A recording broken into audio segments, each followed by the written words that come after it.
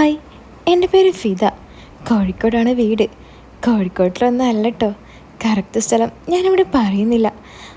ആരുടെയും ജീവിതത്തിൽ നടക്കാത്ത, അല്ലെങ്കിൽ നടക്കാൻ പാടില്ലാത്ത ഒരു സംഭവമാണ് ഞാനിന്നിവിടെ നിങ്ങളോട് പറയുന്നത്. ഭാര്യമാരെല്ലാം അവരുടെ സ്വന്തം തെറ്റ് മനസ്സിലാക്കാതെ അവരുടെ കെട്ടിയന്മാരുടെ തെറ്റിന് പിറകെ ഓടും. എന്നാൽ എനിക്ക് ആ തെറ്റ് മനസ്സിലായത് ആ ദിവസമാണ്. ഒരിക്കലും ഒരു ഭാര്യയും കാണാനും ചെയ്യാനും ആഗ്രഹിക്കാത്ത നിമിഷങ്ങളാണ് അന്നവിടെ അരങ്ങേറിയത്. പഠിച്ചുകൊണ്ടിരിക്കുന്ന കാലത്ത് തന്നെ തടി കൂടുതലാണെന്നും പറഞ്ഞ് എൻ്റെ വീട്ടുകാർ എന്നെ പിടിച്ച് കെട്ടിച്ചു. കുറച്ച് നല്ല കൂട്ടുകാരികളുടെ വലയത്തിലായിരുന്നു എൻ്റെ കോളേജ് ജീവിതം. അതുകൊണ്ട് തന്നെ എനിക്ക് മറ്റു പല കാര്യങ്ങളെയും കുറിച്ചും ഒരു ചുക്കും അറിയില്ലായിരുന്നു. സത്യം പറഞ്ഞാൽ ഒരു ലൈൻ പോലും എനിക്കില്ലായിരുന്നു. അതിന് മെയിൻ കാരണം എൻ്റെ പേടി തന്നെ. ഒരു ചെക്കൻ്റെ മുഖത്തേക്ക് പോലും ഞാനൊന്ന് നേരാവണ്ണം നോക്കുപോലും ഇല്ല. ഞാൻ മാത്രമല്ല കേട്ടോ, എൻ്റെ നല്ലവരായ കൂട്ടുകാരികളും അങ്ങനെ തന്നെയാണ്. ഒരു ദിവസം കോളേജ് കഴിഞ്ഞ് വന്നപ്പോൾ ഉമ്മ പറയാ, നിന്നെ കാണാൻ ഒരു ചെക്കൻ വരുന്നുണ്ടെന്ന്. ഞാനത് കേട്ടതും ആകെ പേടിച്ചു. കാരണം ആ സമയം ഞാൻ കല്യാണത്തിനെ പറ്റി ആലോചിച്ചിട്ട് കൂടി ഇല്ലായിരുന്നു. എനിക്കിപ്പോഴേ കല്യാണം വേണ്ടെന്നൊക്കെ ഞാൻ കുറേ പറഞ്ഞു നോക്കി. പക്ഷേ ഉപ്പയും ഉമ്മയും അത് കേട്ടില്ല. അങ്ങനെ അവർ വന്ന് ഇഷ്ടപ്പെട്ട് കല്യാണം ഉറപ്പിച്ചു. പിന്നെയെല്ലാം പെട്ടെന്നായിരുന്നു. എൻ്റെ ഭർത്താവിൻ്റെ പേര് നാസർ. നാട്ടിൽ തന്നെ പല ബിസിനസ്സുമായി നടപ്പ്. ഭർത്താവിൻ്റെ വീട്ടിൽ ഇക്കയുടെ ഉപ്പയും ഉമ്മയും പിന്നെ ഇക്കയുടെ മൂത്ത പെങ്ങളും ഇക്കയുടെ അനിയനുമാണുള്ളത്. പെങ്ങൾ 2 കുട്ടികളുമായി ഭർത്താവിൻ്റെ വീട്ടിൽ സുഖമായി ജീവിക്കുന്നു. അനിയൻ ഞങ്ങളുടെ ഒരു ബന്ധുവിൻ്റെ കൂടെ വയറിങ് പണിക്ക് പോകുന്നു. എന്നെപ്പോലെ എല്ലാവരും പച്ച പാവങ്ങളാണ്. ഞങ്ങളുടെ കല്യാണം കഴിഞ്ഞിട്ടിപ്പോൾ 5 വർഷമായി. ഇതുവരെ ഞങ്ങൾക്ക് കുട്ടികളൊന്നും ആയില്ല. ചെയ്യാനുള്ളതെല്ലാം ആ മുറയ്ക്ക് ഞങ്ങൾ ചെയ്യുന്നുണ്ടെങ്കിലും ഞങ്ങളുടെ ആഗ്രഹം നടക്കുന്നുണ്ടായിരുന്നില്ല. അതിനൊരു കാരണം കല്യാണം കഴിഞ്ഞ ഉടനെ തന്നെ കുട്ടികൾ വേണ്ടെന്നുള്ള ഞങ്ങളുടെ തീരുമാനമായിരുന്നു. ഒരു ദിവസം രാവിലെ എഴുന്നേറ്റ് ഞാൻ ദോശ ഉണ്ടാക്കിക്കൊണ്ടിരിക്കുമ്പോൾ ഇക്കയുടെ ഉമ്മ എന്നോട് ചോദിച്ചു, എന്താ ഫിദ, ഇങ്ങനെ നടന്നാൽ മതിയോ? നാട്ടുകാരോടൊക്കെ ഞാൻ മറുപടി പറഞ്ഞ് മടുത്തു. നിങ്ങൾക്ക് 2 ആൾക്കും ഒരു പ്രശ്നമില്ല, ഞാനാണ് ഇതിൽ കുടുങ്ങുന്നത്. എന്താ ഉമ്മ, എന്താ ഉമ്മയുടെ പ്രശ്നം? ഞാൻ ഉമ്മയോട് ചോദിച്ചു. ആ കൊടുങ്ങല്ലൂരിൽ ഒരു ഹോസ്പിറ്റലുണ്ട്, നിങ്ങൾ 2 പേരും അവിടെ ഒന്ന് പോയി നോക്ക്. അത് തൃശ്ശൂരല്ലേ? അങ്ങോട്ടൊക്കെ എങ്ങനെ പോകാനാ? ഞങ്ങൾ ഇവിടെ എങ്ങാനും കാണിച്ചോളാം, ഞാൻ ഉമ്മയോട് പറഞ്ഞു. ഇവിടെ ഇപ്പോൾ നിങ്ങൾ കാണിക്കാൻ തുടങ്ങിയിട്ട് കുറേ കാലമായില്ലേ, എന്നിട്ടിപ്പോൾ എന്തുണ്ടായി? ആ ഷെരീഫിൻ്റെ ഭാര്യ പറഞ്ഞതാ അവിടെ പോയാൽ എല്ലാവർക്കും കുട്ടികളുണ്ടാവുമെന്ന്. കുറച്ച് ദൂരം ഉണ്ടെന്നേ ഉള്ളൂ, നിങ്ങൾ 2 പേരും ഒന്ന് പോയിട്ട് വാ. അല്ലുമ്മ, ഇത് ഞാൻ എങ്ങനെ ഇക്കയോട് പറയും? പിന്നെ നീയല്ലാതെ നാട്ടുകാർ പറയണോ നിൻ്റെ കെട്ടിയനോട്? കെട്ടിക്കൊണ്ട് വന്നിട്ട് 5-6 വർഷമായി, എന്നിട്ടും നിൻ്റെ നാണം ഇതുവരെ മാറിയില്ലേ? വെറുതെ അല്ല നിങ്ങൾക്ക് കുട്ടികളുണ്ടാകാത്തത്. ഉമ്മ എൻ്റെ മുഖത്തേക്ക് നോക്കി കടുപ്പിച്ച് പറഞ്ഞു. എൻ്റെ നാണവും ആരോടും കൂടുതൽ സംസാരിക്കാത്ത പ്രകൃതവും ആ വീട്ടിൽ എന്നും ഒരു ചർച്ചയായിരുന്നു. ഇക്ക ജോലി കഴിഞ്ഞ് വന്നപ്പോൾ ഉമ്മ പറഞ്ഞ കാര്യങ്ങൾ ഞാൻ ഇക്കയോട് പറഞ്ഞു. ഇക്കാക്കാണെങ്കിൽ അത് തീരെ താല്പര്യമില്ലായിരുന്നു. അങ്ങനെ ആ ദിവസവും കടന്നുപോയി. കുട്ടികളില്ല എന്നുള്ള ചോദ്യം കൂടി വന്നു. ഒരു കല്യാണത്തിന് പോകാനോ ഒരു വിശേഷത്തിന് പോകാനോ പറ്റാതെയായി. എൻ്റെ വീട്ടിൽ പോയാലും ഇത് തന്നെ ചോദ്യം. അതുകൊണ്ട് തന്നെ ഞാൻ എൻ്റെ വീട്ടിലേക്ക് പോകുന്നതും കുറച്ചു. ഒരു ദിവസം ഇക്കയുടെ ബന്ധുവായ ആയിഷിത്ത വീട്ടിലേക്ക് വന്നു. എൻ്റെ കാര്യങ്ങളെല്ലാം പറഞ്ഞ താത്ത എന്നോട് പറഞ്ഞു, ഇവിടെ അടുത്ത് തന്നെ ഒരു ഹോസ്പിറ്റലുണ്ട്, അവിടെ നമ്മുടെ മജീദിൻ്റെ മകളാണ് ഡോക്ടർ, നിങ്ങൾ പോയി ഒന്ന് കണ്ടു നോക്കുന്ന്. ഈ മജീദ് എന്ന് പറയുന്നത് ഇക്കയുടെ കുടുംബത്തിലെ ഒരു വലിയ പണക്കാരനാണ്. മൂപ്പരുടെ മകളാണ് ഈ ഡോക്ടർ. പേര് സജന. മുമ്പ് മലപ്പുറത്ത് എവിടെയായിരുന്നു, ഇപ്പോൾ കുറച്ച് കാലമായി ഇങ്ങോട്ട് വന്നിട്ട്. ഞങ്ങൾക്കറിയാമെങ്കിലും ഞാനും ഇക്കയും ഇതുവരെ അങ്ങോട്ട് പോയി നോക്കിയിട്ടില്ല. എന്നോടത് പറഞ്ഞുകൊണ്ടിരിക്കുമ്പോൾ പെട്ടെന്ന് എൻ്റെ മുന്നിൽ നിന്നും ഫോണെടുത്ത് ആയിഷിത്ത സജനക്ക് വിളിച്ചു. ഞാൻ വേണ്ടെന്ന് പറഞ്ഞെങ്കിലും താത്ത അത് കേട്ടില്ല. ഡോക്ടർ സജന കോളെടുത്തു. ആയിഷിത്ത ഞങ്ങളുടെ കാര്യമെല്ലാം സജനയോട് പറഞ്ഞു. സജന എനിക്ക് ഫോൺ തരാൻ പറഞ്ഞു. താത്ത പെട്ടെന്ന് എൻ്റെ കയ്യിലേക്ക് ഫോൺ നീട്ടി. പൊതുവെ സംസാരിക്കാൻ മടിയുള്ള ഞാൻ ഫോൺ മേടിക്കാൻ മടിച്ചെങ്കിലും അത് നിരസിക്കാൻ എനിക്ക് പറ്റിയില്ല. കോളെടുത്ത് സജനയോട് സംസാരിക്കാൻ തുടങ്ങിയ ഞാൻ നെട്ടിപ്പോയി. എന്ത് നല്ല സ്ത്രീയാണവർ! എത്ര മാന്യമായാണ് സംസാരിക്കുന്നത്! ഡോക്ടറാണെന്നുള്ള ഒരു ജാടിയോ പൊങ്ങച്ചമോ ആ സംസാരത്തിൽ എനിക്ക് തോന്നിയില്ല. അവരുടെ സംസാരം കേട്ട് എൻ്റെ മനസ്സാകെ തണുത്തു. എന്തോ സന്തോഷം എൻ്റെ ഉള്ളിൽ കയറി. ആ നിമിഷം തന്നെ ഞാൻ മനസ്സിലുറപ്പിച്ചു, എന്തായാലും നാളെ തന്നെ ഇക്കയും കൂട്ടി അവരെ കാണാൻ പോകാമെന്ന്. അങ്ങനെ അന്ന് രാത്രി ജോലി കഴിഞ്ഞു വന്ന ഇക്കയോട് ഞാൻ നടന്നതെല്ലാം പറഞ്ഞു. ആര്? സജനെത്തയോ? ഞാനൊന്നുമില്ല അങ്ങോട്ട്. എന്നെ പണ്ട് കുറേ എടുത്ത് നടന്നതാ. എനിക്ക് മോശമാ, ഞാൻ വരുന്നില്ല, ഇക്ക പറഞ്ഞു. അതിനിപ്പോൾ എന്താ ഇക്ക? നമ്മൾ അറിയാവുന്ന ആളാവുമ്പോൾ നമുക്കെല്ലാം പറയാലോ. ഏയ്, അതൊന്നും ശരിയാവില്ലടി. ഈ കുടുംബക്കാരുമായുള്ള ഒരു പരിപാടിക്കും ഞാനില്ല. നമുക്ക് വല്ല മെഡിക്കൽ കോളേജിലും പോകാം. ഞാനൊന്നുമില്ല മെഡിക്കൽ കോളേജിലേക്ക്. നിങ്ങൾ അങ്ങോട്ട് പോയാൽ മതി. കുടുംബത്തിൽ തന്നെയുള്ള നല്ലൊരു ഡോക്ടറെ കിട്ടിയപ്പോൾ നിങ്ങൾക്ക് മോശം. ഇനി ഉമ്മയുടെ ചീത്ത കേൾക്കാൻ എനിക്ക് വയ്യ. നിങ്ങൾ വരുന്നുണ്ടെങ്കിൽ വാ, അല്ലെങ്കിൽ ഞാൻ ഒറ്റയ്ക്ക് പോകും അങ്ങോട്ട്. എടി, നീ ചൂടാവല്ലേ. നമ്മൾ അവിടെ പോയാൽ എനിക്ക് വല്ല കുഴപ്പമുണ്ടെങ്കിൽ നമ്മുടെ കുടുംബക്കാർ മൊത്തം അതറിയും. പിന്നെ അതുമാത്രമല്ല, ചെറുപ്പത്തിൽ ഇത്തയുടെ കൂടെ കളിച്ച് നടന്നതാ ഈ സജന ഡോക്ടർ. എന്തുണ്ടെങ്കിലും ഇത്തയെ വിളിച്ച് പറയും. വെറുതെ അത് വേണോടി? അതിനിപ്പോൾ എന്തായിക്ക പ്രശ്നം? നിങ്ങളുടെ പെങ്ങളോടല്ലേ പറയുന്നത്, നാട്ടുകാരോടൊന്നും അല്ലല്ലോ. നിങ്ങൾ ഒരു ഉടായ്പ പറഞ്ഞ് വരാതിരിക്കാൻ നോക്കണ്ട. നാളെ നിങ്ങൾ വന്നില്ലെങ്കിൽ ഞാൻ ഉമ്മയോട് പറയും നിങ്ങളാണ് എല്ലാത്തിനും കാരണമെന്ന്. ആ ശരി, ഞാൻ വരാം. എപ്പോഴാണ് പോകേണ്ടത്? വൈകുന്നേരം 3 മണിക്ക് ശേഷമാണ് വരാൻ പറഞ്ഞത്. ആ സമയത്ത് ആരും ഉണ്ടായില്ലെന്ന് പറഞ്ഞു. ആ ശരി, ഞാൻ നാളെ 3 മണിയാകുമ്പോഴേക്കും വരാം. നീ ഒരുങ്ങി നിന്നാൽ മതി. അങ്ങനെ ആ രാത്രിയിലും ചെറിയൊരു പരിപാടിയും ഒപ്പിച്ച് ഞങ്ങൾ കിടന്നുറങ്ങി. അങ്ങനെ അടുത്ത ദിവസം 2 മണിക്ക് തന്നെ ഇക്ക വീട്ടിലേക്ക് വന്നു. ഞാനും ഇക്കയും ഇക്കയുടെ ബൈക്കിൽ ഡോക്ടറെ കാണാൻ പുറപ്പെട്ടു. ഞങ്ങൾ ചെന്നപ്പോഴേക്കും എല്ലാ പേഷ്യൻസും പോയിരുന്നു. സജന ഡോക്ടർ ഞങ്ങളെയും വെയിറ്റ് ചെയ്തിരിക്കുകയായിരുന്നു. ഞങ്ങളെ കണ്ട സന്തോഷത്തിൽ ഡോക്ടർ എൻ്റെ കൈ വന്ന് പിടിച്ചു. ഓഹ്, എന്ത് നല്ല സ്ത്രീയാ! എൻ്റെ മനസ്സ് വീണ്ടും അത് പറഞ്ഞു. ചെറിയ രീതിയിൽ ലിപ്സ്റ്റിക്കെല്ലാം ഇട്ട് നല്ല സുന്ദരിയായി ഒരുങ്ങിയിട്ടായിരുന്നു ഡോക്ടറുടെ നിൽപ്പ്. ഇത്തയുടെ പ്രായമുണ്ടെങ്കിലും കണ്ടാൽ എൻ്റെ അതേ പ്രായമേ ഡോക്ടർക്ക് തോന്നുള്ളൂ. ഡാ, നിനക്കെന്നെ ഓർമ്മയുണ്ടോ? എൻ്റെ കൈയും പിടിച്ചുകൊണ്ട് ഡോക്ടർ ഇക്കയോട് ചോദിച്ചു.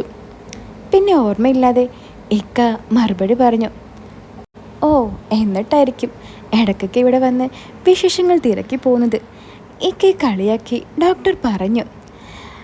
അങ്ങനെ സജന ഡോക്ടർ ഞങ്ങളെ അവിടെ ഇരുത്തി കാര്യങ്ങളെല്ലാം ചോദിച്ചു.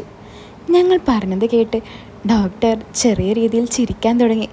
കാര്യം മനസ്സിലാകാതെ ഞാനും ഇക്കയും മുഖത്തോട് മുഖം നോക്കി. അല്ല, ഇങ്ങനെ മരുന്ന് മാത്രം കുടിച്ചുകൊണ്ട് കാര്യമില്ലല്ലോ, മറ്റു കാര്യങ്ങളൊക്കെ അതിൻ്റെതായ രീതിയിൽ നടക്കണ്ടേ? ഡോക്ടർ ഞങ്ങളോട് ചോദിച്ചു. അതൊക്കെ നടക്കുന്നുണ്ട്. ഇന്നലെയും കൂടി നടത്തിയിട്ടാണ് ഞങ്ങൾ വന്നത്. ഒരു മടിയും കൂടാതെ ഇക്ക ഡോക്ടറോട് പറഞ്ഞത് കേട്ട് ഞാൻ നെട്ടിപ്പോയി. ഇക്കത് പറഞ്ഞതും ഡോക്ടർ ഇക്കയെ നോക്കിയത് ഞാൻ ശ്രദ്ധിച്ചു. ഡോക്ടറുടെ നോട്ടത്തിൽ എന്തൊരു കള്ളലക്ഷണം എനിക്ക് ഫീൽ ചെയ്തു. പക്ഷേ ഞാനത് കാര്യമാക്കാൻ നിന്നില്ല. അല്ല, നീ നിൻ്റേത് ടെസ്റ്റ് ചെയ്തോ? ഡോക്ടർ ഇക്കയോട് ചോദിച്ചു. ആ ചോദ്യം കേട്ടതും ഇക്ക തല താഴ്ത്തി മിണ്ടാതെ നിന്നു. എന്താ, ഇവൻ്റേത് ഇതുവരെ ടെസ്റ്റ് ചെയ്ത് നോക്കിയിട്ടില്ലേ? ഡോക്ടറുടെ അടുത്ത ചോദ്യം എന്നോടായി. ഇല്ല ഡോക്ടറെ, ചെയ്തിട്ടില്ല. ഞാൻ എത്ര പറഞ്ഞാലും ഇക്ക കേൾക്കില്ല. ഞാനതൊന്നും ചെയ്യില്ലെന്ന് പറഞ്ഞ് വാശി പിടിച്ച് നിൽക്കുക. ഞാൻ പറഞ്ഞു. അതെന്താ നാസറേ, ഞാനൊന്ന് ടെസ്റ്റ് ചെയ്യാത്തേ? അതറിഞ്ഞാലല്ലേ ആർക്കാണ് പ്രശ്നമെന്ന് പറയാൻ പറ്റൂ. അതിൻ്റെ ആവശ്യമൊന്നുമില്ല, എനിക്കൊരു കുഴപ്പമില്ല, ഇക്ക ഡോക്ടറോട് പറഞ്ഞു. കുഴപ്പമില്ലെന്ന് നീയാണോ തീരുമാനിക്കുന്നത്? ചിലപ്പോൾ നിനക്കാണെങ്കിലോ കുഴപ്പം. മര്യാദക്ക് അത് ടെസ്റ്റ് ചെയ്യാൻ നോക്ക്. എന്തിനാ ഇങ്ങനെ നാണിക്കുന്നത്? ഇതൊക്കെ നിങ്ങൾ ഒറ്റയ്ക്ക് ചെയ്യുന്നതല്ലേ, അതുപോലെ അങ്ങ് ചെയ്താൽ പോരെ. പിന്നെ എന്താ പ്രശ്നം? ഡോക്ടർ ഒരു മടിയും കൂടാതെ ഇക്കയോട് പറഞ്ഞു. ഇക്ക അത് കേട്ടതും കേൾക്കാത്ത പോലെ ടേബിളിലും കൈയും കുത്തിയിരുന്നു. ഇക്കയുടെ ഇരിപ്പ് കണ്ട ഡോക്ടർ എഴുന്നേറ്റ് വന്ന് ഇക്കയുടെ തോളിൽ പിടിച്ച് പറഞ്ഞു, ഇതൊക്കെ എല്ലാവരും ചെയ്യുന്ന കാര്യമല്ലേ, എന്തിനാ ഇത്ര മടി കാണിക്കുന്നത്? ഇന്നും നാളെയും ഇനി പറ്റില്ല. നിങ്ങൾ ഇന്നലെ കൂടിയതല്ലേ, അതുകൊണ്ട് 2 ദിവസം കഴിഞ്ഞ് ആ ലാബിൽ പോയി ഒന്ന് കൊടുത്തിട്ട് വാ. എന്നിട്ട് ആ റിസൾട്ട് വാങ്ങിക്കൊണ്ടുവാ. നിങ്ങൾക്ക് വല്ല കുറവുണ്ടെങ്കിൽ നമുക്ക് ആദ്യം തന്നെ അത് മാറ്റാമല്ലോ, ഡോക്ടർ ഇക്കയോട് പറഞ്ഞു. എൻ്റെ സജന ഇത്ത, വേറെ എന്ത് വേണമെങ്കിലും ഞാൻ ചെയ്യാം. എന്നാലും എന്നോട് ഈ കാര്യം മാത്രം പറയരുത്. എൻ്റെ തല പോയാലും ഞാനത് ചെയ്യില്ല, ഇക്ക പറഞ്ഞു. ഇവിടെ ലാബില്ല, അല്ലെങ്കിൽ ഇവിടെ വെച്ച് വല്ലതും ചെയ്യായിരുന്നു, എന്നെ നോക്കി ഡോക്ടർ പറഞ്ഞു. ആ അവസ്ഥയിൽ എന്ത് പറയണമെന്നറിയാതെ ഞാനൊന്നും മിണ്ടാതെ ഇരുന്നു. ഇനി ആരെന്ത് പറഞ്ഞാലും ഞാനത് ചെയ്യില്ല. എൻ്റേത് ടെസ്റ്റ് ചെയ്യാതെ കുട്ടി ഉണ്ടായാൽ മതി. എനിക്കെന്നെ ടെസ്റ്റ് ചെയ്തിട്ടുള്ള ഒരു പരിപാടിക്കും എന്നെ കിട്ടില്ല, ഇക്ക ഡോക്ടറോട് തറപ്പിച്ചു പറഞ്ഞു. ആ, എന്നാൽ പിന്നെ ജീവിതകാലം മുഴുവൻ ഇങ്ങനെ ചെയ്തു നടന്നോ? അവസാനം മനസ്സിലാകും അന്നൊന്ന് ചെയ്താൽ മതിയായിരുന്നു എന്ന്. ഷോ, എൻ്റെ ഇത്ത, എനിക്കൊരു കുഴപ്പമില്ല, ഞാൻ പറയുന്നൊന്ന് മനസ്സിലാക്ക്. ആര് പറഞ്ഞു നിനക്ക് കുഴപ്പമില്ലെന്ന്? നീ അങ്ങോട്ട് തീരുമാനിച്ചാൽ മതിയോ? അല്ല, എന്നിട്ട് ഇത്രയും കാലമായിട്ടും ഒരു കുട്ടി പോലും ഇല്ലാനതെന്താ? സജനത്തെ പറഞ്ഞത് കേട്ട് വീണ്ടും ഇക്കയുടെ ഉത്തരം മുട്ടി. ഡി ഫിദെ, നീ ഇങ്ങോട്ട് വന്നേ. എന്നെയും വിളിച്ചുകൊണ്ട് സജനിത്ത അടുത്ത റൂമിലേക്ക് പോയി. ആ റൂമിലെത്തിയ ഡോക്ടർ സജനിത്ത എന്നോട് ചോദിച്ചു, നിങ്ങളിപ്പോൾ കുറേ ഡോക്ടർമാരെ കാണിച്ചില്ലേ, എന്നിട്ടൊന്നും അവർ പറഞ്ഞില്ലേ അവൻ്റെ ഒന്ന് ടെസ്റ്റ് ചെയ്ത് നോക്കാൻ? ആ, പിന്നെ കുറേ ഡോക്ടർമാരെ പോയി കണ്ടിട്ടുണ്ട്. ആദ്യം അവർ കുറച്ച് മരുന്ന് തരും, എന്നിട്ടും ഉണ്ടാവുന്നില്ലെന്ന് മനസ്സിലാവുമ്പോൾ ഇക്കയുടെ ടെസ്റ്റ് ചെയ്യാൻ പറയും. അതോടെ ഇക്ക പിന്നെ ആ ഹോസ്പിറ്റലിലേക്ക് വരില്ല. ഇതാണ് അവസ്ഥ. ആഹാ, അത് കൊള്ളാലോ. ഇങ്ങനെ ആയാൽ പിന്നെ ഇപ്പം എന്താ ചെയ്യുക? ആ, എനിക്കറിയാൻ പാടില്ല ഡോക്ടർ. നാട്ടുകാരോടും വീട്ടുകാരോടും ഞാനാണ് മറുപടി പറയേണ്ടത്. എനിക്ക് മടുത്തു. അല്ല, ഞാനൊരു കാര്യം ചോദിക്കട്ടെ? എന്താ? അല്ല, നിങ്ങളുടെ പരിപാടിയൊക്കെ എങ്ങനെയാ, കുറേ നേരം ഉണ്ടാകുമോ? സജനിത്ത ചെറിയ നാണത്തോടെ ചോദിച്ചു. ഞാനും ചെറിയൊരു നാണത്തോടെ പറഞ്ഞു, അങ്ങനെ കൂടുതൽ നേരമൊന്നും ഉണ്ടാകില്ല. ഇക്ക വന്ന് അങ്ങോട്ട് കയറും, അതുപോലെ തന്നെ എല്ലാം കഴിഞ്ഞ് ഒറ്റ പോക്ക്, കൂടിപ്പോയാൽ ഒരു 5 മിനിറ്റ്. 5 മിനിറ്റോ? ആ, ചിലപ്പോൾ അതുപോലും ഉണ്ടാകില്ല. അതെന്താ, അവന് വല്ല പ്രശ്നമുണ്ടോ? പ്രശ്നമൊന്നുമില്ല. പണ്ടൊക്കെ കുറച്ചുകൂടി ഉഷാറായിരുന്നു, ഇപ്പോൾ പറ്റ മടിയനാ. ഓ, ഇതിപ്പോൾ അങ്ങനെ വിട്ടാൽ ശരിയാകില്ലല്ലോ. അല്ല, ആ സമയത്ത് അത് തളർന്നുകൊണ്ടാണ് ഇരിക്കുന്നത്. ആ, ആർക്കോ വേണ്ടി ചെയ്യുന്ന പോലെ ഓരോന്ന് ചെയ്തു കൂട്ടും, അങ്ങോട്ട് പോകും. രണ്ടാൾക്കും ഒരു ഉഷാറില്ല. ഞാൻ ഡോക്ടറോട് സങ്കടത്തോടെ പറഞ്ഞു. അല്ല, നിനക്ക് ഇക്കയോട് എന്തെങ്കിലും താല്പര്യക്കുറവുണ്ടോ? ഇനി അതുകൊണ്ടാണോ ഇക്ക ഇങ്ങനെയൊക്കെ ചെയ്യുന്നത്? എനിക്കെന്ത് താല്പര്യക്കുറവ്? എനിക്കൊരു കുഴപ്പമില്ല. അല്ലടി, ഞാൻ അതല്ല ഉദ്ദേശിച്ചത്. നിനക്ക് അതൊക്കെ ചെയ്യുന്നത് ഇഷ്ടമാണോ എന്നാണ് ഞാൻ ചോദിച്ചത്. അതിന് നമ്മളൊക്കെ എന്ത് ചെയ്യാനാ? അവരല്ലേ എല്ലാം നോക്കേണ്ടത്. ഇക്ക വിളിക്കുമ്പോഴെല്ലാം ഞാൻ ചെന്ന് കൊടുക്കാറുമുണ്ട്. കൊള്ളാം. അപ്പോൾ അങ്ങനെയാണ് കാര്യങ്ങളുടെ പോക്ക്. എന്തായാലും നീ ഇവിടെ ഇരിക്ക്, ഞാനൊന്ന് അവൻ്റെ അടുത്ത് പോയി നോക്കട്ടെ. അതും പറഞ്ഞ് സജനിത്ത ഇക്കയുടെ അടുത്തേക്ക് പോയി. കുറച്ചു നേരം ഇക്കയോട് എന്തൊക്കെ സംസാരിക്കുന്നുണ്ടായിരുന്നു. എനിക്ക് വ്യക്തമായി ഒന്നും കേൾക്കാൻ പറ്റിയില്ല. കുറച്ചു നേരത്തെ സംസാരത്തിന് ശേഷം ഇക്കയും സജനിത്തയും റൂമിലേക്ക് വന്നു. എന്തായാലും നിങ്ങളിങ്ങനെ വിട്ടാൽ പറ്റില്ല. രണ്ടാളും കൊള്ളാം, ഒരു മടിച്ചിയും ഒരു ഭൂലോക മടിയനും. നാളെ നിങ്ങൾ രണ്ടുപേരും എൻ്റെ വീട്ടിലേക്ക് വാ. ഇനിയുള്ള ചികിത്സ ഞാൻ അവിടുന്ന് തരാം. അതെന്തിനാ വീട്ടിലേക്ക് വരുന്നത്? ഇവിടെ നിന്ന് നോക്കിയാൽ പോരെ? ഇക്ക സജനിത്തയോട് ചോദിച്ചു. അത് ശരിയാവില്ല. നിങ്ങൾക്ക് രണ്ടാൾക്കും സ്പെഷ്യൽ ചികിത്സ തന്നെ വേണം. അല്ല, ഞങ്ങളങ്ങോട്ട് വന്നാൽ എല്ലാവരും കാണില്ലേ? അതിനിപ്പോൾ എന്താ, കണ്ടോട്ടെ. അതല്ല ഇത്ത, അവിടെ വീട്ടുകാരെല്ലാവരും ഉണ്ടാകില്ലേ? ഞങ്ങൾ അങ്ങോട്ട് വന്നാൽ അവരോരോന്ന് ചോദിക്കില്ലേ? എനിക്കാണെങ്കിൽ കുട്ടികളായില്ലെന്ന് ചോദിക്കുന്നത് കേൾക്കുമ്പോൾ തന്നെ നല്ല കലിയാ, ഇക്ക സജനത്തയോട് പറഞ്ഞു. അതിനവിടെ ആരും ഇല്ലടാ. എല്ലാവരും വെക്കേഷൻ ആയതുകൊണ്ട് അൻവർക്കയുടെ കൂടെ ദുബായിലേക്ക് പോയി. ആകെയുള്ളത് ഒരു വേലക്കാരിയാ. അവളിപ്പോൾ നിങ്ങളോടൊന്നും ചോദിക്കാനും പോകുന്നില്ല. അതോർത്ത് നിങ്ങൾ പേടിക്കണ്ട. സജനിത്ത പറഞ്ഞത് കേട്ട് നാളെ പോകാനുള്ള തീരുമാനമായി. ഞങ്ങളന്ന് വീട്ടിലേക്ക് തിരിച്ചു. എന്തിനാ ഇത്ത നമ്മളോട് നാളെ അവരുടെ വീട്ടിലേക്ക് ചെല്ലാൻ പറഞ്ഞത്? ഞാൻ ബൈക്കിൻ്റെ പിറകിലിരുന്ന് ഇക്കയോട് ചോദിച്ചു. അതാണ് ഞാനും ആലോചിക്കുന്നത്. വീട്ടിൽ ടെസ്റ്റ് ചെയ്യാനുള്ള സാധനങ്ങളൊക്കെ ഉണ്ടോ? എനിക്കറിയില്ല. അല്ലേക്ക, എന്താ സജനിത്ത നിങ്ങൾ റൂമിൽ വന്ന് പറഞ്ഞത്? ഞാൻ ഇക്കയോട് ചോദിച്ചു. അത് ആദ്യം വീഡിയോസൊക്കെ കാണാറുണ്ടോ എന്ന് ചോദിച്ചു. വീഡിയോസോ? എന്ത് വീഡിയോസ്? അത് ഈ അങ്ങനെയൊക്കെയുള്ള വീഡിയോസ് ഇല്ലേ, അത്. അയ്യേ, അങ്ങനെയൊക്കെ ചോദിച്ചോ? എന്നിട്ട് ഇക്ക എന്ത് പറഞ്ഞു? ഞാനില്ലെന്ന് പറഞ്ഞു. അല്ല, ഇക്കതൊന്നും കണ്ടിട്ടില്ലേ? ഞാൻ ചോദിച്ചു. ഞാൻ എവിടെ നിന്ന് കാണാനാ? നീ കണ്ടിട്ടുണ്ടോ ഞാൻ കാണുന്നതൊക്കെ? ഏയ് ഇല്ല. എന്നാലും ഞാൻ അറിയാതെ ഒന്നും കാണാറില്ലല്ലോ, സത്യം പറ. ഇല്ലടി, ഞാൻ ഇതുവരെ അങ്ങനെയുള്ളതൊന്നും കണ്ടിട്ടില്ല, സത്യം. ചുമ്മാ തള്ളല്ലേ, ഞാനൊന്നും പറയില്ല. കണ്ടിട്ടുണ്ടെങ്കിൽ ഉണ്ടെന്ന് പറഞ്ഞോ, എനിക്കൊരു കുഴപ്പമില്ല. ഇല്ലടി, സത്യം, എനിക്കിഷ്ടമല്ല അതൊക്കെ കാണുന്നത്. എൻ്റെ കൂട്ടുകാരൊക്കെ കാണാറുണ്ട്. വെറുതെ നുണ പറയണ്ട. അന്നൊരു ദിവസം ഞാൻ കണ്ടില്ലേ ഇക്കയുടെ ഫോണിൽ ഒരു പെണ്ണിൻ്റെ ഫോട്ടോ. അത് പിന്നെ എന്താ? അതൊരു സിനിമ നടിയല്ലേടി, അതിനിപ്പോൾ എന്താ കുഴപ്പം?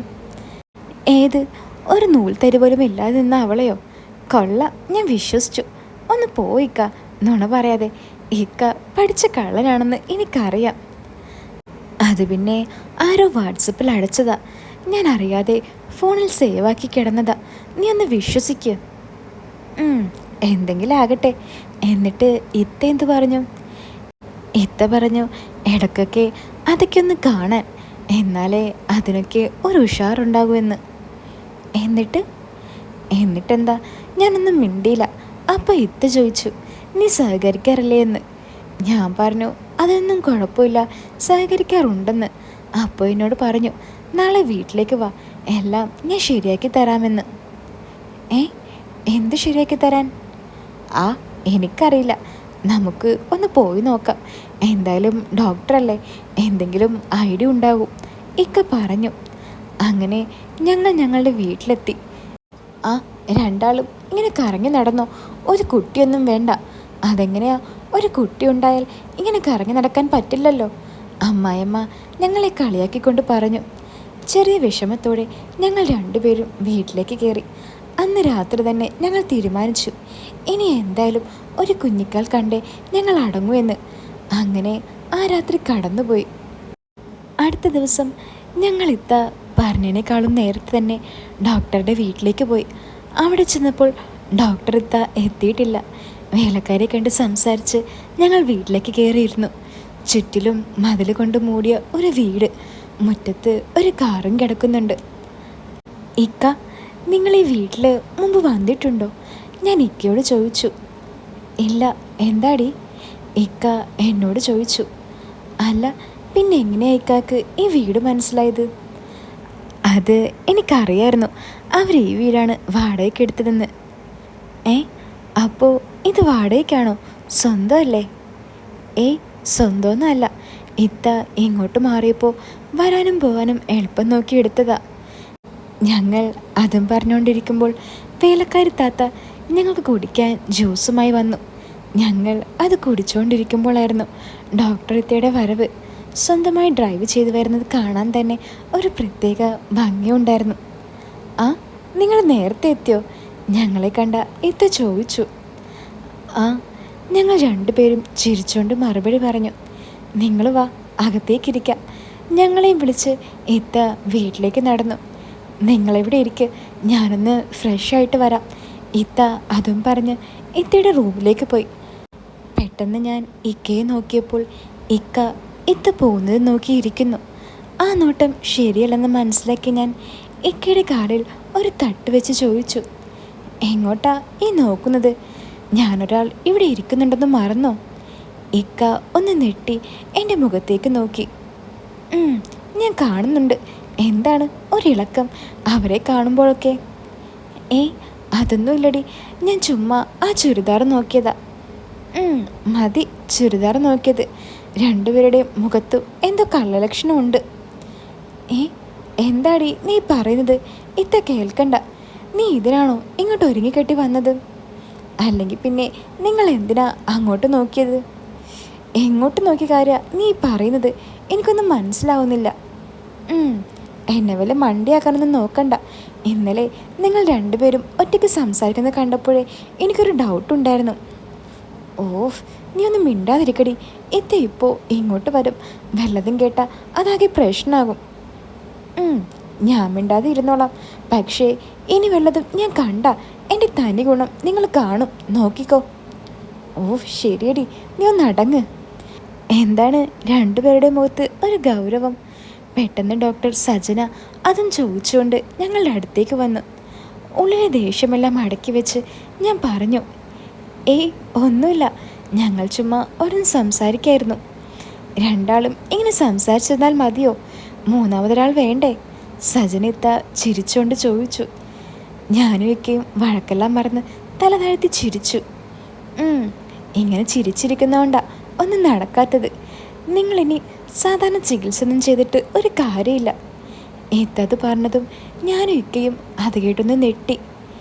ഏയ് പേടിക്കൊന്നും വേണ്ട, അതിന് മാത്രം ഒന്നുമില്ല. പക്ഷേ അത് ചെയ്യാതെ നിങ്ങളുടെ ആഗ്രഹം നടക്കുമോ എന്ന് എനിക്കറിയില്ല. എന്താ ഇത്ത, എന്താ പ്രശ്നം? ഇക്ക സജനത്തോട് ചോദിച്ചു. പ്രശ്നമൊന്നുമില്ല, പക്ഷേ ഇതൊരു ഡോക്ടർമാരും ചെയ്തു തരില്ല. ഞാൻ വേണമെങ്കിൽ നിങ്ങൾക്ക് വേണ്ടി എല്ലാം ചെയ്തു തരാം. പക്ഷേ ഇതൊന്നും ആരും അറിയരുത്. സജനിത്ത പറഞ്ഞത് കേട്ട് എന്താണെന്നറിയാതെ ഞാനും ഇക്കയും പരസ്പരം കണ്ണിലേക്ക് നോക്കിയിരുന്നു. ഇത്ത എന്തായി പറഞ്ഞു വരുന്നത്? ഞങ്ങൾക്കൊന്നും മനസ്സിലായില്ല. ഇക്ക ഇത്തയോട് ചോദിച്ചു. ദാ ആ കാണുന്നതാ എൻ്റെ റൂം. നീ അവിടെ പോയിരുന്നോ, എനിക്ക് ഇവരോട് കുറിച്ച് സംസാരിക്കണം, സജനിത്ത ഇക്കയോട് പറഞ്ഞു. അത് കേട്ട ഇക്ക എന്നെയും നോക്കി ഇത്തിയുടെ റൂമിലേക്ക് നടന്നു. എന്താണ് ഇത്തിയുടെ ഉദ്ദേശമെന്ന് എനിക്കൊരു പിടിയുമില്ലായിരുന്നു. എൻ്റെ അടുത്തുള്ള സോഫയിൽ വന്നിരുന്ന് ഇത്ത എന്നോട് ചോദിച്ചു, ഡി നിനക്ക് കുട്ടിയെ വേണമെന്ന് നിർബന്ധമാണോ? ആ ചോദ്യം കേട്ട് ഞാനൊന്ന് നെട്ടി. നിങ്ങൾ രണ്ടുപേരും ഇങ്ങനെ നെട്ടിയാലൊന്നും കുട്ടികളുണ്ടാവില്ല. അതിനൊക്കെ അറിഞ്ഞ് പെരുമാറണം. അതിന് ഇനി അവനെ കൊണ്ടാവുമെന്ന് എനിക്ക് തോന്നുന്നില്ല. ഡോക്ടർ ഇത്ത എൻ്റെ തോളിൽ കൈവച്ചുകൊണ്ട് പറഞ്ഞു. അത് കേട്ടതും എൻ്റെ നെഞ്ചൊന്ന് പിടച്ചു. എന്താ ഇത്ത, എന്താ ഇക്കാക്ക് പ്രശ്നം? ഞാൻ ഇത്തയോട് ചോദിച്ചു. പ്രശ്നം രണ്ടുപേർക്കും ഉണ്ട്, പക്ഷേ ആദ്യം മാറ്റേണ്ടത് അവൻ്റെയാ. അല്ലെങ്കിൽ ജീവിതകാലം മുഴുവൻ ഇങ്ങനെ നടക്കേണ്ടി വരും. എന്താ ഇത്ത, എന്താ പ്രശ്നം? ഒന്ന് തെളിച്ചു പറ. ഡി അവന് നിന്നോട് താല്പര്യമില്ല. താല്പര്യമില്ലാഞ്ഞിട്ടാ അതൊന്ന് നേരെ ചൊവ്വ നിൽക്കാത്തത് പോലും. ഇപ്പോൾ മനസ്സിലായോ? ഇത്ത പറഞ്ഞതും എൻ്റെ വയറിനകത്ത് ഒരു കാളൽ. ഞാനാകെ വിയർത്ത് കണ്ണെല്ലാം നിറയാൻ തുടങ്ങി. ഏയ് നീ എന്തിനാ കരയുന്നേ? അതൊക്കെ നമുക്ക് ശരിയാക്കിയെടുക്കാം, ഞാനില്ലേ കൂടെ. എൻ്റെ കണ്ണുനീർ തുടച്ചുകൊണ്ട് ഇത്ത പറഞ്ഞു. പക്ഷെ അപ്പോഴും എൻ്റെ കണ്ണ് നിറഞ്ഞൊഴുകുന്നുണ്ടായിരുന്നു. എൻ്റെ ഫിദക്കുട്ടി, നീ ഇങ്ങനെ കരയല്ലേ, ഞാൻ പറയുന്നൊന്ന് കേൾക്ക്. എല്ലാം നമുക്ക് ശരിയാക്കാം. വേണ്ട, ഒന്നും ശരിയാക്കണ്ട. ഞാൻ എൻ്റെ വീട്ടിൽ പൊക്കോളാം. എന്നെ താല്പര്യമില്ലാത്തവരുടെ കൂടെ ഞാൻ എന്തിനാ കഴിയുന്നേ? ഞാൻ എൻ്റെ വീട്ടിൽ പോവാ. എടി മണ്ടി, അവൻ നിന്നോട് പറഞ്ഞോ നിന്നെ താല്പര്യമില്ലെന്ന്? ഇല്ലല്ലോ, അതവൻ പറയില്ല. കാരണം അവന് നിന്നെ ഇഷ്ടമാണ്. പക്ഷേ നിങ്ങൾ തമ്മിലുള്ള മറ്റു പരിപാടികൾക്ക് അവനെന്തോ താല്പര്യം കുറഞ്ഞു പോയി. അതാണ് പ്രശ്നം. ആ അതെന്നെ വേണ്ടാത്ത കൊണ്ടല്ലേ, അല്ലാതെ ഒരാൾക്ക് അങ്ങനെ താല്പര്യമില്ലാതെ ആവുമോ? ഞാൻ ഇത്തയോട് ദേഷ്യത്തോടെ ചോദിച്ചു. എടി നീ വിചാരിക്കുന്ന പോലെ ഒന്നുമല്ല എല്ലാവരുടെ ലൈഫ്. നിങ്ങളുടെ മാരേജ് കഴിഞ്ഞിട്ട് ഇപ്പോൾ 5 വർഷമായില്ലേ. നിങ്ങളിപ്പോൾ എന്നും കാണാറുമുണ്ട്, പിന്നെ അതൊക്കെയൊന്നും ചെയ്യാറുമുണ്ട്. അങ്ങനെയാകുമ്പോൾ അതൊരു താല്പര്യം പൊതുവെ കുറയും. നേരെ തിരിച്ച് എന്നും തമ്മിൽ കാണാത്തവരായി നോക്കട്ടെ, ഒടുക്കത്തെ ആഗ്രഹവും താല്പര്യവുമായിരിക്കും. ഇതൊക്കെ പൊതുവെ എല്ലാവർക്കും സംഭവിക്കുന്നതാണ്. നീ വെറുതെ ടെൻഷൻ അടിക്കണ്ട. ഇത്ത പറഞ്ഞത് കേട്ട് ഞാനൊന്നും മിണ്ടാതെ ഇത്തയുടെ മുഖത്തേക്ക് തന്നെ നോക്കിയിരുന്നു. പിന്നെ നിന്റെ തെറ്റ്, അത് ഈ കാര്യത്തിൽ വലിയൊരു പങ്ക് വഹിക്കുന്നുണ്ട്. നിനക്കിപ്പോഴും ഒരു ഭർത്താവിന് എന്ത് ചെയ്ത് കൊടുക്കണമെന്നറിയില്ല. നമ്മൾ ചെയ്തു കൊടുക്കാനുള്ളതെല്ലാം നമ്മൾ ചെയ്തു കൊടുക്കുക തന്നെ വേണം. ഇല്ലെങ്കിൽ അവർക്കിതുപോലുള്ള പ്രശ്നങ്ങൾ എപ്പോഴും ഉണ്ടാകും. അതിന് ഞാനെല്ലാം ചെയ്തു കൊടുക്കാറുണ്ടല്ലോ. അത് നീ ഇന്നലെ പറഞ്ഞത് കേട്ടപ്പോഴേ എനിക്ക് മനസ്സിലായി. നീ കൂടുതലൊന്നും എന്നോട് പറയണ്ട. പിന്നെ ഒരു കാര്യം കൂടി മനസ്സിലാക്കിക്കോ, നമുക്ക് എപ്പോൾ വേണമെങ്കിലും തുറന്നു വെച്ച് കൊടുത്താൽ മതി. പക്ഷേ അവർക്ക് അങ്ങനെയല്ല. അതിനൊന്ന് ഉഷാറായാൽ മാത്രമേ ബാക്കിയുള്ള പരിപാടി നടക്കുകയുള്ളൂ. സജനീത്ത പറയുന്ന ഓരോ കാര്യങ്ങൾ കേട്ട് ഞാൻ പകച്ചു നിന്നുപോയി. കാരണം എൻ്റെ മനസ്സ് തന്നെ എന്നെ കുറ്റപ്പെടുത്തുന്നതായി എനിക്ക് തോന്നി. സോറി ഇത്ത, ഇതൊന്നും എനിക്കറിയില്ലായിരുന്നു. ഇനിയിപ്പോൾ എന്താ ചെയ്യുക? എൻ്റെ ഭാഗത്തും തെറ്റുണ്ടെന്ന് എനിക്ക് മനസ്സിലായി. ഞാൻ ഇത്തയോട് പറഞ്ഞു, എന്ത് ചെയ്യാൻ? ആദ്യം അവനെ ഒന്ന് ഉണർത്തണം, പിന്നെ അവൻ്റെ ആയുധത്തെയും. എന്നാൽ പിന്നെ കാര്യങ്ങളൊക്കെ എളുപ്പമാകും. അതിനിപ്പോൾ എന്താ ചെയ്യുക ഇത്ത? നിന്നോടുള്ള അവൻ്റെ താല്പര്യം പോയ സ്ഥിതിക്ക് അതിന് ഇനി നിന്നെ കൊണ്ട് വീണ്ടെടുക്കാൻ പാടായിരിക്കും. ഇത്ത പറയുന്ന കേട്ട് എൻ്റെ ബോധം പോയില്ലെന്നേ ഉള്ളൂ. ഞാൻ ദേഷ്യത്തോടെ ഇത്തയോട് ചോദിച്ചു, പിന്നെ അതിനുവേണ്ടി ഇക്കിനി ഒരു പെണ്ണ് കെട്ടണമെന്നാണോ നിങ്ങൾ പറയുന്നത്? എൻ്റെ ദേഷ്യത്തോടുള്ള ചോദ്യം കേട്ട് ഇത്ത ചിരിച്ചു. പക്ഷേ എൻ്റെ ദേഷ്യം അപ്പോഴും കത്തിക്കേറി നിന്നു. എൻ്റെ ഫിദമോളെ, ഇതിപ്പോൾ ഞാനായിട്ട് ഉണ്ടാക്കി വെച്ചതൊന്നല്ലല്ലോ ഈ പ്രശ്നം. നിങ്ങൾക്ക് വേണ്ടെങ്കിൽ വേണ്ട, എനിക്കിപ്പോൾ എന്താ കുഴപ്പം? പിന്നെ ഞാൻ ഇത്രയും പറയാൻ കാരണം നമ്മളൊക്കെ ഒരു ചോരയാണെന്ന് വെച്ചിട്ടാ. ഇത്ത ഒന്നും വിചാരിക്കരുത്, എനിക്കറിയാൻ പാടില്ലാണ്ടാണ് ഞാൻ ചോദിക്കുന്നത്. ഇതല്ലാതെ വേറെന്താ ഒരു വഴി? അത് മോളെ, ഞാൻ പറയുന്നത് നീ ഒന്ന് കേക്ക്. ഇത് ചുമ്മാ അങ്ങോട്ട് കളഞ്ഞാൽ പോരാ. അതിന് അതിൻ്റേതായ ഒരു പവറൊക്കെ വേണം. അല്ലാതെ കുറേ ചികിത്സയും ചെയ്ത് കുറേ മരുന്ന് വാങ്ങി കഴിച്ചുകൊണ്ട് ഒരു കാര്യമില്ല. എൻ്റെ പൊന്നെത്ത, എനിക്കൊന്ന് അറിഞ്ഞൂടാ. ഞാനിനി എന്താ ചെയ്യുക? അതിപ്പോൾ ഞാനെങ്ങനെ നിന്നോട് പറയാ? നീ ആണെങ്കിൽ എന്നെ തിന്നാനുള്ള ദേഷ്യത്തിലാണല്ലോ നിൽപ്പ്. നീ ആദ്യം ഒന്ന് സമാധാനിക്ക്, എല്ലാം ഞാൻ ശരിയാക്കി തരാം. ഇത്ത പറ, എനിക്കിപ്പോൾ ഒരു ദേഷ്യമില്ല. അതിപ്പോൾ ഇനി വല്ലതും നടക്കണമെങ്കിൽ മൂന്നാമതൊരാളുടെ സഹായം എന്തായാലും വേണം. അങ്ങനെയാകുമ്പോൾ ആ ഒരു രസത്തിൽ വീണ്ടും പഴയ ശക്തിയും പകറും തിരിച്ചു കിട്ടും. പിന്നെ എല്ലാം നമ്മൾ വിചാരിച്ച പോലെ ഈസിയായി നടത്താനും പറ്റും. മൂന്നാമത് ഒരാളോ? അതാരാ? എനിക്കറിയില്ല. പക്ഷേ അതിനു വേണ്ടി ഇനി ഒരു പെണ്ണൊന്നും കെട്ടിക്കണ്ട. ഇതിനൊക്കെ പറ്റിയ അറിയാവുന്ന ഒരു കൂട്ടുകാരികളോ ആരെങ്കിലും ഉണ്ടോ എന്ന് നോക്ക് നീ. കൂട്ടുകാരികളോ? എന്താ ഇത്ത ഈ പറയുന്നേ? എനിക്ക് കേട്ടിട്ട് തന്നെ പേടി തോന്നുന്നു. എടി, ഒരു ദിവസം മതി, പിന്നെ നിങ്ങൾ തമ്മിലൊക്കെ ഓക്കെ ആയിക്കോളും. ഇതല്ലാതെ വേറെ ഐഡിയ ഒന്നും ഇല്ലേ ഇത്ത? ഇതിനിപ്പോൾ എന്താ കുഴപ്പം? ജസ്റ്റ് ഒന്ന് ഉണർത്തണം, ഒന്ന് അങ്ങോട്ടും ഇങ്ങോട്ടും മാറ്റി വെക്കണം. അവസാനം അത് പവർ കൂടും, അതിൽ അങ്ങ് പൊട്ടിക്കണം. സിമ്പിൾ. ഇതിനൊക്കെ ഇങ്ങനെ ആലോചിച്ച് തല പൊണ്ണാക്കണ്ട. എന്നാലും ഇത്ത, ഇക്കതിന് സമ്മതിക്കുമോ? കൊള്ളാം, നല്ല ചോദ്യം. അങ്ങോട്ട് കൊണ്ടുപോയി കൊടുത്തു നോക്ക്, അപ്പോൾ കാണാം ബാക്കിയുള്ള പൂരം. ഞാൻ ഇക്കയോട് ഒന്ന് പറയട്ടെ, എനിക്കെന്തോ ഒരു പേടി തോന്നുന്നു. ഞാൻ പറഞ്ഞു. അതൊക്കെ അവൻ സമ്മതിക്കും. പക്ഷേ അതിന് പറ്റിയ ആരെങ്കിലും ഉണ്ടോ നിങ്ങളുടെ അടുത്ത്? അതില്ല. അതൊന്നും ഇല്ലാതെയാണോ അങ്ങോട്ട് പറയാൻ പോകുന്നത്? ആദ്യം ഒരാളെ കണ്ടുപിടിക്ക്, എന്നിട്ട് പറയാം. അതിപ്പോൾ ഇതിനൊക്കെ ആരെ കിട്ടുക? പിന്നെ എൻ്റെ ഒരു കൂട്ടുകാരിയുണ്ട്, സമീറ. അവളുടെ ഹസ്ബൻഡ് ഗൾഫിലാണ്. ഞാനൊന്ന് വിളിച്ചു നോക്കട്ടെ. നീ എന്തായി പറയുന്നത്? അങ്ങനെയൊന്നും വിളിച്ചു ചോദിക്കുന്ന കാര്യമാണോ ഇത്? നിനക്കെന്താ തലയ്ക്ക് സുഖമില്ലേ ഇങ്ങനെ ഓരോ മണ്ടത്തരങ്ങൾ പറയാൻ? അതല്ല ഇത്ത, അവളെൻ്റെ ബെസ്റ്റ് ഫ്രണ്ടായിരുന്നു. ഞാൻ വിളിച്ചാൽ ചിലപ്പോൾ അവൾ വരും. ഞാനൊന്ന് വിളിച്ചു നോക്കിയാലോ? അതൊന്നും വേണ്ട, വെറുതെ ആ ഫ്രണ്ട്ഷിപ്പ് ഇല്ലാതാക്കണ്ട. വേറെ ആരെങ്കിലും ഉണ്ടോയെന്നൊന്ന് ഓർത്ത് നോക്ക്. പിന്നെ ഞങ്ങളൊരു അയൽവാസിയുണ്ട്. പക്ഷേ ഇക്കാൻ്റെ കൂട്ടുകാരൻ്റെ പെങ്ങളാണ്. എപ്പോഴും വീട്ടിൽ വരാറുണ്ട്. എനിക്കവൾ വരുന്നതൊന്നും ഇഷ്ടമല്ല. ഞാൻ വലിയ മൈൻഡൊന്നും കൊടുക്കാറില്ല. ഞാനൊന്ന് മുട്ടി നോക്കിയാലോ? അവളൊന്നും വേണ്ട. അവളുടെ ആങ്ങളെ അറിഞ്ഞാൽ ആകെ പ്രശ്നമാകും. നമ്മുടെ കുടുംബത്തിൽ തന്നെ ആരെങ്കിലും ഉണ്ടോ എന്ന് നോക്ക്. അതിപ്പോൾ നമ്മുടെ കുടുംബത്തിൽ ആരാ? എനിക്കാരെയും ഒരു പരിചയമില്ല. ഇത്താക്ക് ആരെങ്കിലും അറിയുമോ? ഇല്ല, എനിക്കാരെ അറിയില്ല. ഇത്ത ഒരു കള്ളച്ചിരിയോടെ പറഞ്ഞു. ഇത്തിയുടെ കള്ളച്ചിരി കണ്ടപ്പോൾ എനിക്ക് തോന്നി ഇത്താക്ക് സമ്മതമാണെന്ന്. ഞാൻ നേരെ ഇത്തയോട് ചോദിച്ചു, ഇത്ത നിങ്ങൾക്ക് പറ്റുമോ? നിങ്ങളാവുമ്പോൾ എല്ലാം അറിയാലോ.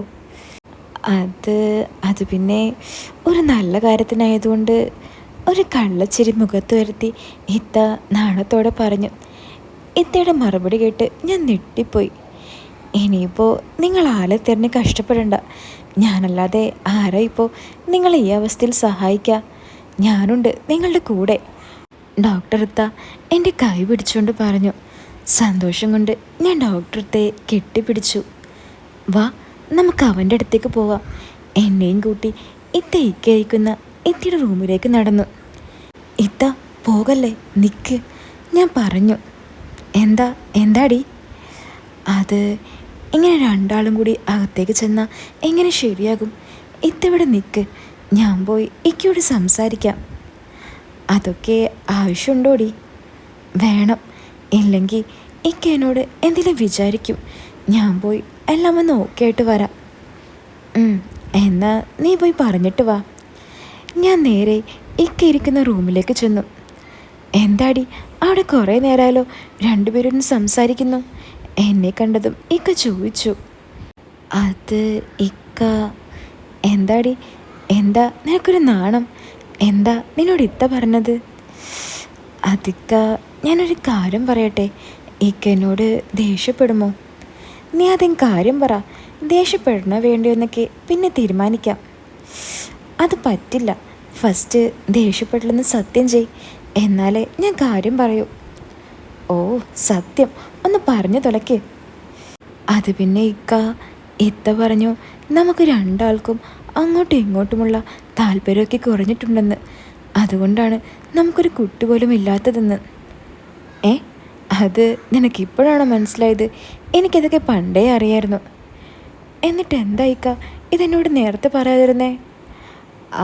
ഇനി അത് പറഞ്ഞിട്ട് വേണം നീ അവിടെ കിടന്ന് അലറി വിളിക്കാൻ. എന്നിട്ട് പിന്നെ എന്തു പറഞ്ഞു സജനിത്ത? അപ്പോൾ സജനിത്ത പറയാ അതൊക്കെ ഒന്ന് വീണ്ടെടുക്കാൻ നമ്മുടെ ഇടയിലേക്ക് മൂന്നാമതൊരാൾ വേണമെന്ന്. മൂന്നാമതൊരാളോ? അതാരാടി? അതിപ്പോൾ ഇക്കക്ക് എന്നോട് താല്പര്യമില്ലല്ലോ. അപ്പോൾ ഇക്കക്ക് താല്പര്യം തോന്നിക്കാൻ പറ്റിയൊരാൾ. എനിക്ക് താല്പര്യം തോന്നിക്കാനോ? ഇതൊക്കെ ആരാ പറഞ്ഞത് എന്നോട്? എല്ലാം സജനിത്ത പറഞ്ഞതാ. അങ്ങനെയാവുമ്പോൾ ഇക്കാക്ക് എല്ലാത്തിനും ഒരു ഉഷാറുണ്ടാവുമെന്ന്, മറ്റു കാര്യങ്ങളെല്ലാം നല്ലതുപോലെ നടക്കുമെന്നൊക്കെ പറഞ്ഞു. ഞാനത് പറഞ്ഞതും ഇക്കയുടെ മുഖം ചുവന്ന് തുടുക്കുന്നത് ഞാൻ കണ്ടു. അല്ല, എന്നിട്ട് ആരാവും മൂന്നാമതൊരാൾ? വെപ്രാളം പിടിച്ചുകൊണ്ട് ഇക്ക എന്നോട് ചോദിച്ചു. അതിപ്പോൾ ഞാൻ എങ്ങനെയാ പറയാ? നീ ഇങ്ങോട്ട് പറ, ആരാ അവൾ? അത് ഞാൻ പറയാം, പക്ഷേ ഇക്ക സമ്മതിക്കാതെ ഇരിക്കരുത്. ആദ്യം നീ ആളെ പറ, എന്നിട്ട് നോക്കാം വേണോ വേണ്ടയോ എന്ന്. ഇക്ക കുറച്ച് ജാടയിട്ട് എന്നോട് പറഞ്ഞു. അത് നമ്മുടെ സജനിത്തയാ. സജനിത്തയോ? നെട്ടിക്കൊണ്ട് ഇക്ക എന്നോട് ചോദിച്ചു. അതെ, നമ്മുടെ കാര്യങ്ങളെല്ലാം അറിഞ്ഞപ്പോൾ സജനിത്ത തന്നെ എല്ലാത്തിനും സമ്മതിച്ചു. സജനിത്ത അല്ലാതെ വേറെ ആരെയും ഈ പരിപാടിക്കൊന്നും കിട്ടില്ല. ഇക്ക ഇനി എതിരൊന്നും പറയരുത്. ഞാൻ എന്തായാലും അതങ്ങ് ഉറപ്പിച്ചു. ഞാൻ പറഞ്ഞു, ഇതൊക്കെ വേണോ? നമുക്ക് വല്ല മരുന്നും കുടിച്ച് നോക്കിയാൽ പോരെ? വെറുതെ എന്തിനാ ഇങ്ങനെയൊക്കെ? വേണം. എത്രയെന്ന് വെച്ചിട്ടാ ഇങ്ങനെ മരുന്നും കുടിച്ച് നടക്കുക? കുടിച്ചിട്ടിപ്പോൾ കുട്ടി ഉണ്ടായോ? ഇല്ലല്ലോ.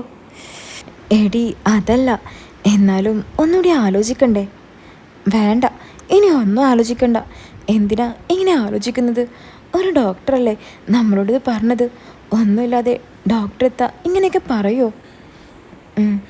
എന്നിട്ട് സജനിത്ത എവിടെ? ആ കഥകിന് പിറകിലുണ്ട്. ഞാൻ പോയി ഇങ്ങോട്ട് പറഞ്ഞു വിടാം. എന്തിന്? ഇക്ക ഒന്ന് മിണ്ടിയും പറഞ്ഞും എന്തിലൊക്കെ തുടങ്ങി വെക്ക്. കുറച്ച് കഴിയുമ്പോൾ ഞാൻ അങ്ങോട്ടേക്ക് വരാം. അയ്യോ, ഞാനെങ്ങനെ ഇത്തയോട്? എനിക്കെന്തോ പേടി തോന്നടി. ഇക്ക പേടിക്കൊന്നും വേണ്ട. ഇത്താക്ക് എല്ലാം അറിയാലോ. കുറച്ചു നേരം സംസാരിച്ചതിന് ശേഷം കാര്യത്തിലേക്ക് കടന്നാൽ മതി. അതല്ലടി, ചെറുപ്പത്തിൽ എന്നെ കുറേ എടുത്ത് നടന്നതല്ലേ, പെട്ടെന്ന് ഇങ്ങനെയൊക്കെ പറഞ്ഞപ്പോൾ എനിക്ക് എന്തോ പോലെ.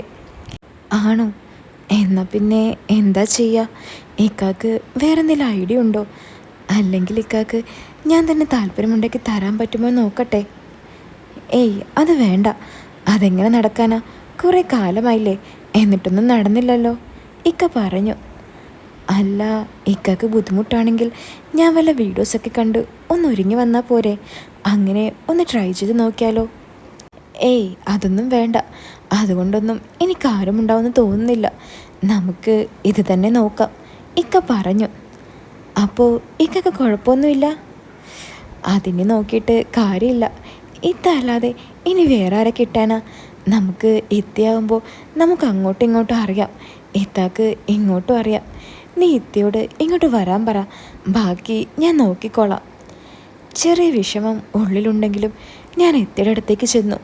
ഇത്തയെ ഇക്കയുടെ അടുത്തേക്ക് പറഞ്ഞു വിട്ടു. എന്നിട്ട് ഞാൻ ഹാളിലെ ചെയറിൽ വന്നിരുന്നു. ജനലിലൂടെ പുറത്തേക്ക് നോക്കിയപ്പോൾ വേലക്കാരത്തെ താത്ത പുറത്തുനിന്ന് അലക്കുന്നത് ഞാൻ കണ്ടു. സ്വന്തം ഭർത്താവിൻ്റെ അടുത്തേക്ക് ഒരു അന്യ സ്ത്രീയെ പറഞ്ഞു വിട്ട് ഞാൻ ഈ ചെയ്യുന്നത് ശരിയാണോ തെറ്റാണോ എന്ന് എനിക്ക് തിരിച്ചറിയാൻ പറ്റുന്നുണ്ടായിരുന്നില്ല. റൂമിൽ കയറി ഇക്കയോട് എന്തൊക്കെ സംസാരിക്കുന്നത് ഞാൻ കേട്ടു. പക്ഷേ ആ സമയം ഞാൻ ജനലിലൂടെ പുറത്തേക്ക് നോക്കിയിരുന്നു. പെട്ടെന്ന് ഇത്ത വന്ന് കഥ കിടക്കുന്ന സൗണ്ട് ഞാൻ കേട്ടു. ആ സമയം എൻ്റെ ഉള്ളൊന്ന് പിടച്ചു. എന്നാലും എല്ലാം സഹിച്ച് ഞാൻ എന്നെ വിളിക്കുന്നതും കാത്ത് അവിടെ തന്നെ ഇരുന്നു. കുറേ സമയം ഇരുന്നിട്ടും എന്നെ അവർ മൈൻഡ് ചെയ്യുന്നുണ്ടായില്ല. ഞാൻ വീണ്ടും അവരുടെ വിളിക്കായി കാത്തിരുന്നു. പക്ഷേ അവരെന്നെ മറന്ന് അതിലേർപ്പെടുകയായിരുന്നു. കുറച്ച് നേരം കൂടി വെയിറ്റ് ചെയ്ത് നോക്കി വരാതെ ആയപ്പോൾ ഞാൻ പതിയെ ഡോറിൻ്റെ അടുത്തേക്ക് ചെന്നു. ഡോറിൽ ഞാൻ ചെവി വെച്ച് കാതോർത്ത് നോക്കി എന്തെങ്കിലും ഒച്ച കേൾക്കുന്നുണ്ടോ എന്ന്. പക്ഷേ അകത്തു നിന്ന് ഒരു സൗണ്ടും കേൾക്കുന്നുണ്ടായിരുന്നില്ല. എന്തായിരിക്കും ഇവർ ചെയ്യുന്നത് എന്നറിയാൻ എനിക്ക് ആകാംക്ഷ കൂടി. ഞാൻ രണ്ടും കൽപ്പിച്ച് കതക് പിടിച്ച് തള്ളി നോക്കി. അപ്പോഴാണ് എനിക്ക് മനസ്സിലായത്, സജനിത്ത കതക് കുറ്റിയിട്ടില്ലെന്ന കാര്യം. എൻ്റെ തള്ളലിൽ കതക് മുഴുവനായി തുറന്നു. ഞാൻ നോക്കുമ്പോൾ രണ്ടുപേരും കാര്യപരിപാടിയിലായിരുന്നു. അവർ രണ്ടുപേരും തകർത്ത് ആഘോഷിച്ചുകൊണ്ടിരിക്കുക.